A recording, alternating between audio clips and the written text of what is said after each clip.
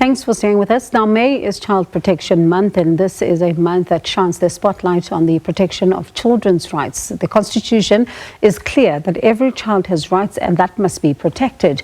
Rights such as the basic nutrition, shelter, social services, among others. So how are we doing when it comes to protecting the rights of our children? Let's speak to Dr. Shaheda Omar from the Teddy Bear Foundation, who joins us live now. Thank you so much for your time this evening, Dr. Omar. I mean, does this month, for example, have meaning, or is it just another month that we mark with very little change on the ground? Dr. Omar?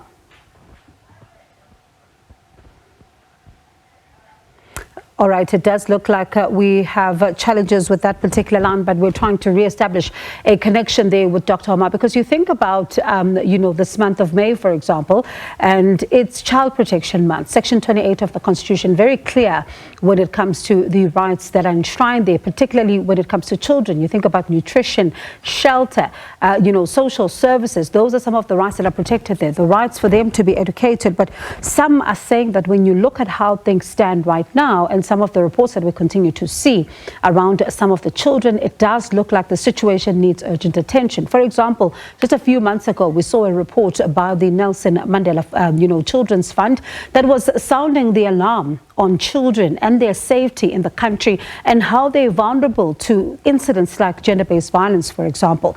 And then at the same time, you think about some of the children that aren't even going to school, and you also then look at the social protection of children, especially when you think about the funding that is being cut for some of the NPOs as well, who are saying that they now have to take this matter to court in some of the cases because they are now finding themselves at risk to now put these children out on the streets. So a lot is being said about how, children are being looked after in the country, but also at the same time, you do have some of the parents who are committed to ensuring that they look after their children. So let's have this conversation now and look at whether or not a month, for example, like May, Child Protection Month, does it have any meaning at all? And I do understand that Dr. Omar is joining us now on the line. Dr. Omar, I hope you can hear me now. Thank you so much for your time this evening. This month of May, Child Protection Month, does this month have any meaning at all? Or is it just another month that we mark with very little change on the ground? Well, I think it's a both-and situation, because this month is meaningful that it raises awareness around the rights of children, the protection of children as stipulated in the Constitution, the South African Constitution, the Article 28, which speaks to the constitutional rights of children, but it also speaks to the Children's Act 38 of 2005. So whilst we do not propagate Child Protection Week, we propagate child protection all the time. Child protection now, child protection tomorrow, and forever. I think that's the motto that we believe in and promote around child protection. And what does it tell us? I mean, in March this year, for example, Cabinet expressing concern about the safety of children, and this was around the time when we were hearing that incidents of kidnapping seem to be going up. And at the same time, one looks at Section 28 of the Constitution, as you just mentioned. How then are we looking as South African? How are we doing when it comes to ensuring the safety of our children at all when it comes to the 30 years of our democracy? Are we improving?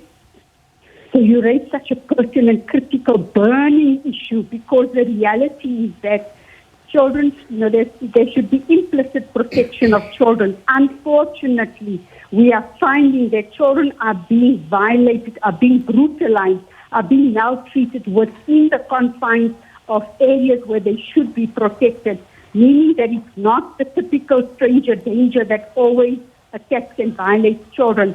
It's within the immediate home context, where it's family members, relatives, people that are known to children. So how are we faring? I think it is very concerning, because previously we were concerned of external violations, external risk factors.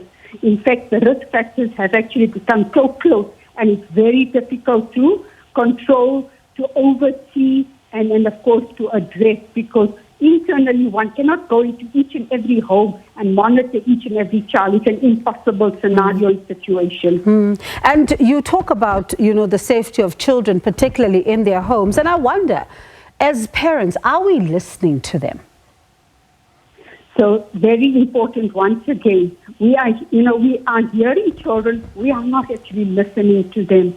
Children's voices are unheard. It's the voice, it's the voice of the voiceless. We often see children acting out, displaying unruly behavior, disruptive behavior, manifesting not only physical symptoms, sometimes somatic complaints, headaches, stomach aches, other physical manifestations, but children also weeping, crying. And what we are currently seeing, which is so sad, because if we look at the mental health of children during COVID and post-COVID has become of grave concern. We are seeing 9-year-olds who have completed suicide, and we are seeing an increased incidence of anxiety and depression in young children. These are your primary school children ranging from 6 and older. So it is really a situation that is of a grave concern to all. And we have to look at the mental health. These children are speaking out in different ways, crying out for help. And speaking about crying out for help, when we see reports, for example, suggesting that some NPOs around the country are going to be facing funding challenges, particularly due to some of the budget cuts, I wonder what impact does this have then on the protection of children, because it looks like some of them may find themselves homeless. So the reality is, unfortunately, many children will be in dire need. Many children will not receive the necessary support, the interventions, the services that have been provided up till now. It is a dire situation. It's very bleak. It's a sad day. And if we look at 30 years of democracy and freedom and 27 years of speaking to Child Protection Week, we are failing our children, and we are certainly going to destroy the future of many children. And as we end off our conversation then, how do we make this month count? And I'm not only talking about government, but each and every single one of us. How do we make it count to ensure that children around us, children we come across, children in South Africa are safer? Well, I think the important thing for us to realize is your child is my child. The spirit of Ubuntu needs to be rekindled, but we need to mobilize that, not just talking about it. We need to start speaking out, standing up, and reaching out to each and every child, making it our business. When we see a child out there, why is the child alone? Who is that pushing the child? Why is the child crying incessantly? Why is my neighbor's child crying day and night? We need to make it our business. Child protection should be our business. All right, Dr. Omar, thank you so much for your time. I appreciate it. That was Dr. Shaheda Omar from the Teddy Bear Foundation.